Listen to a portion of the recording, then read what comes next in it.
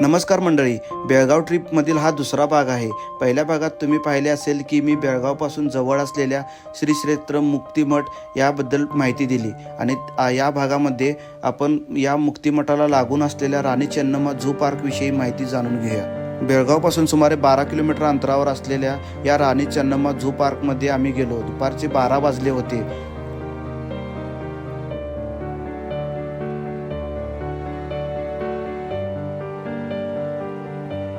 या झू पार्कमध्ये एंट्रीसाठी लहान मुलांसाठी 20 रुपये, तर मोठ्या लोकांसाठी 50 रुपये, तसेच पार्किंगसाठी जर बाईक असेल तर 20 रुपये आणि कार असेल तर 50 रुपये असा चार्ज आकारला जातो.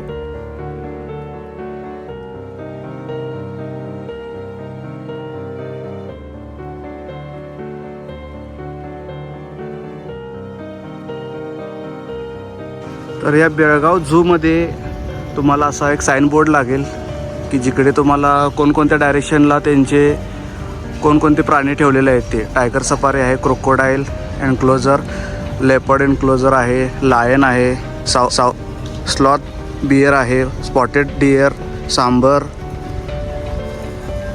एकंदरीत या झू पार्कचा पूर्ण लेआउटकडे कसे तुम्ही जाऊ शकता वेगवेगळ्या ठिकाणी त्याचे डायरेक्शनचे बोर्ड लावलेले आहे.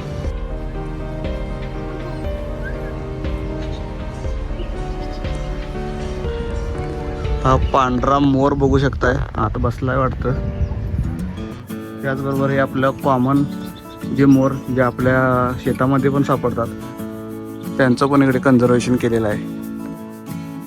या कित्तूर राणी चेन्नम्मा झू पार्कमध्ये भरपूर प्रकारचे प्राणी व पक्षी आहेत.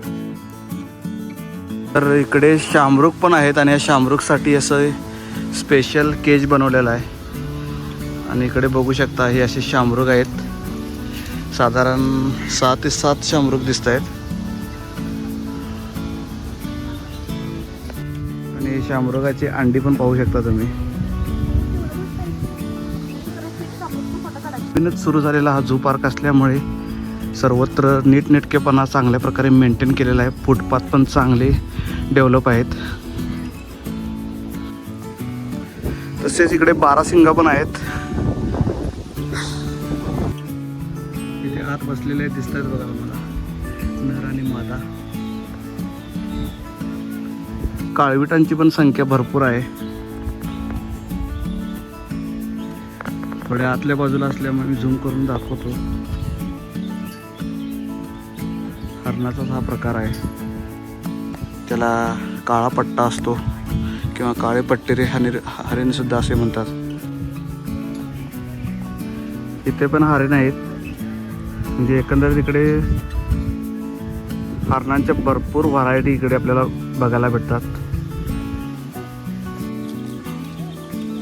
स्लोथ बियर पण आहेत आणि या स्लोथ बियरला पाहण्यासाठी तुम्हाला खूप झूम करावं लागेल.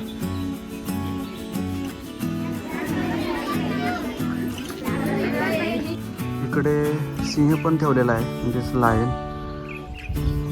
आणि आपल्या ह्या भागात झू मध्ये लायन बघणं म्हणजे एकदम दुर्मिळ आहे.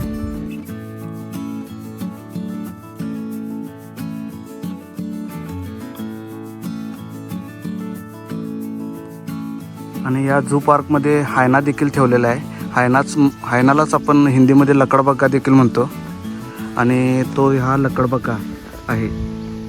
त्या लकडबग्याचं नाव घेतल्यावर मी ज्या कंपनीत कामाला होतो तिथला जो मॅनेजर होता त्याची आठवण आली, कारण आम्ही त्याला लकडबग्गा म्हणायचो. कारण सर्वात घाणेरड्या प्राण्यापैकी म्हणजे वाघ पण शिकार करत नाही किंवा सिंह पण याची शिकार करत नाही असा एकमेव जंगलातले प्राणी आहे, त्यालाच लकडबग्गा म्हणतात.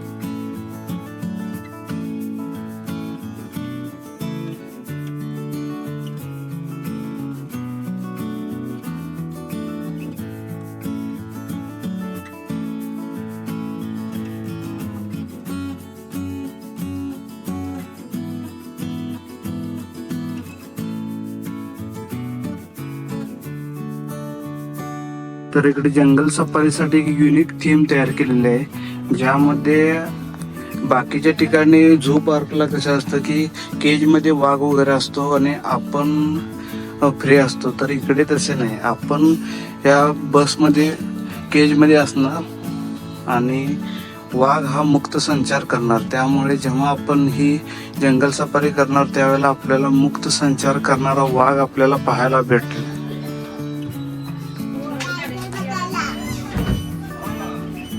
तर आम्ही टायगर बघण्यासाठी ही जंगल सफारीची सुरुवात झालेली आहे आणि ही बस आम्हाला जंगलात घेऊन जाणार आणि तिकडे मुक्त साधारण 50 जो फिरणारा असा टायगर आहे तो आपल्याला पाहायला भेटेल. मिनी जंगल सफारीची देखील सोय आहे.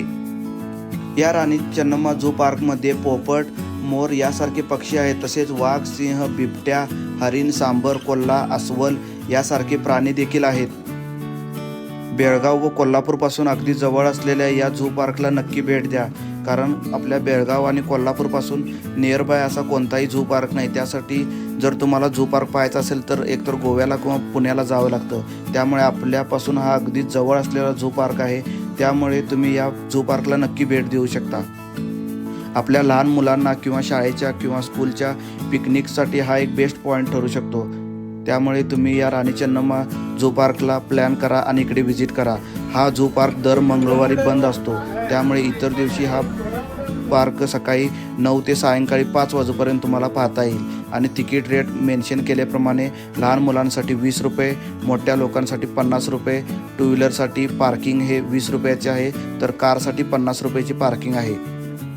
तर अशाच नवनवीन स्थळाबद्दल जाणून घेण्यासाठी माझ्या या यूट्यूब चॅनलला सबस्क्राईब करा आणि हा व्हिडिओ तुमच्या मित्रमैत्रिणींमध्ये शेअर करा आणि या ठिकाणाला भेट देण्याचा प्लॅन करा. आणि व्हिडिओ आवडल्यास लाईक करा आणि कमेंट देखील करा. धन्यवाद.